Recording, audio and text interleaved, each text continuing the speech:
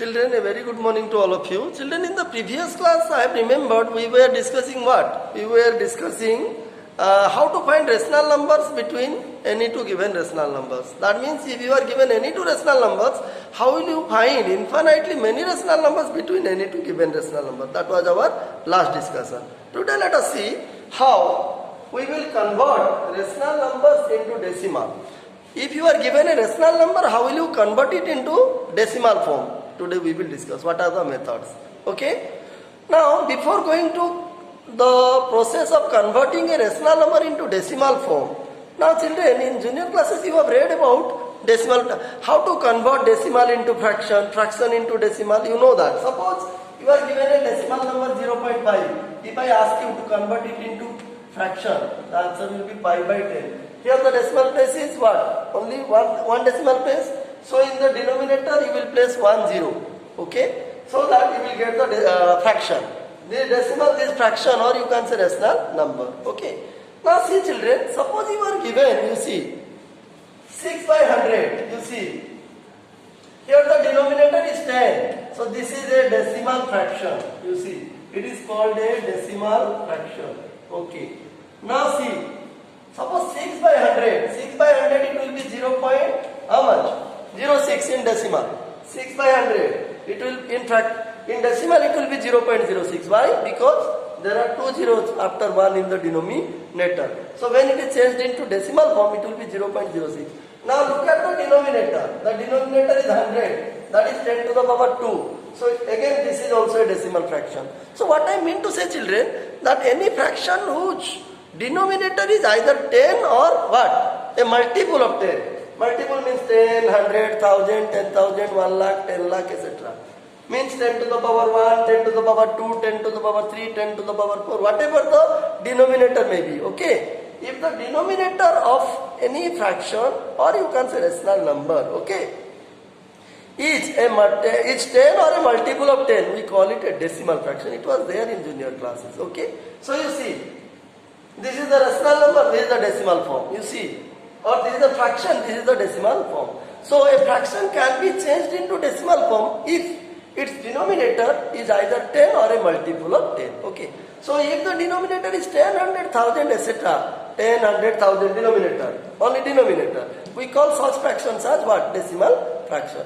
Now, with this idea in our mind, let us see how a rational number can be converted into decimal form. Okay children? So there are two methods. I will discuss you both the methods. Okay? Now let me give one example where we will find how a rational number is converted into decimal form. Suppose you see. Let us take a rational number, say 3 by 4.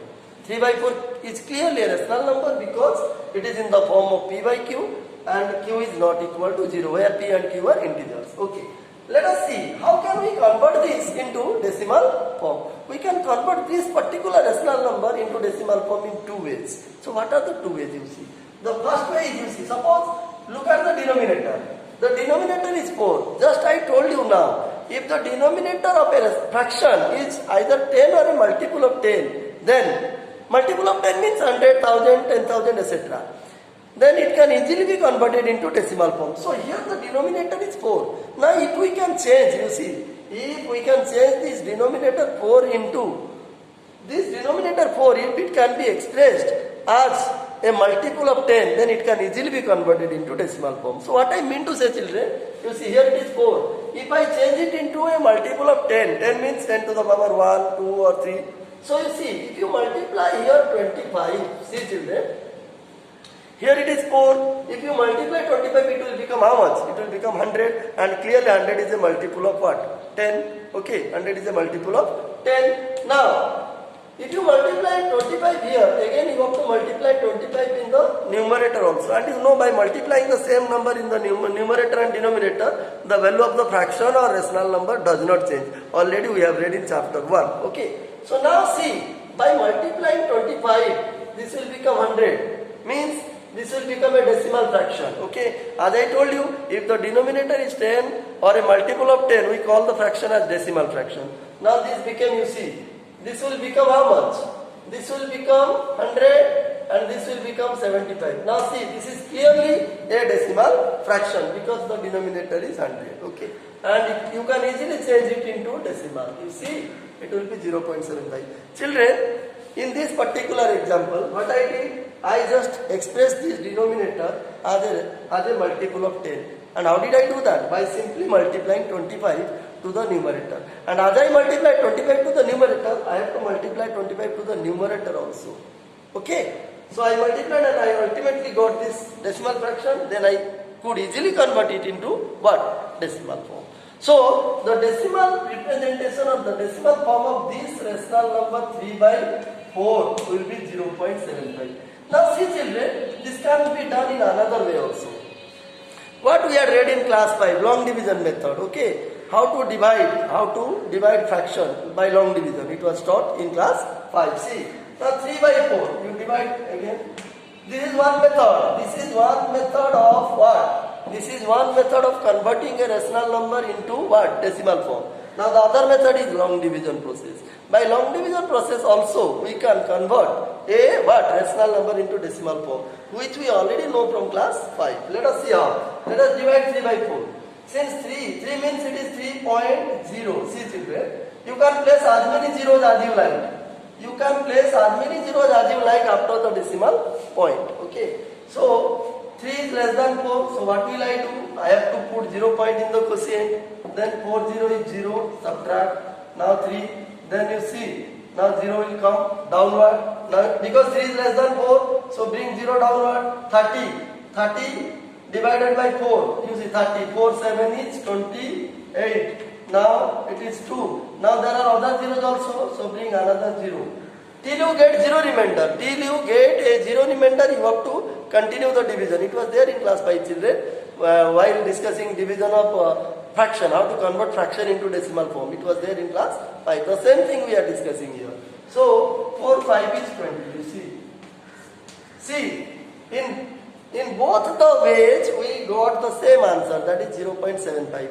By long division, we found that the decimal form or the decimal representation of 3 by 4 is 0.75 and this one is without what? Long division. So what I mean to say children, you see, these are the two methods. One, the best method is long division. Long division is the best method to convert any rational number into decimal form. But why did I discuss the first one? I discussed the first one because you see, because here the denominator is 4. You see, in any rational number, please see children, while converting any rational number into decimal form, first you look at the what?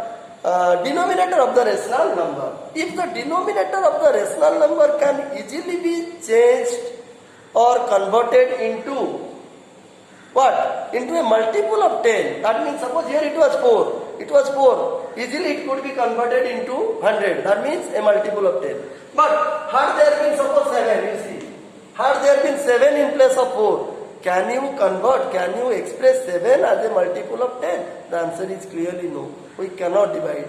So in this case what we have to do? Definitely we have to follow long division. So children, what I mean to say, whenever you change or convert any rational number into decimal form, first you look at the denominator and see whether the denominator can be expressed as a multiple of 10 or not. If it can be expressed as a multiple of 10, I think this will be the best, less time taking method. This process will be less time taking process to convert the rational number into decimal form, provided the denominator of the rational number can easily be changed or converted into what? Into a multiple of 10 by multiplying some integers. By multiplying some suitable integers. Here I am, you see, here I am multiplied 25. Okay. By multiplying suitable integers, if the denominator could be expressed as a multiple of 10, then I think this method is the best one to convert any rational number into what? Decimal form. But this method is always not applicable. Why? The reason is because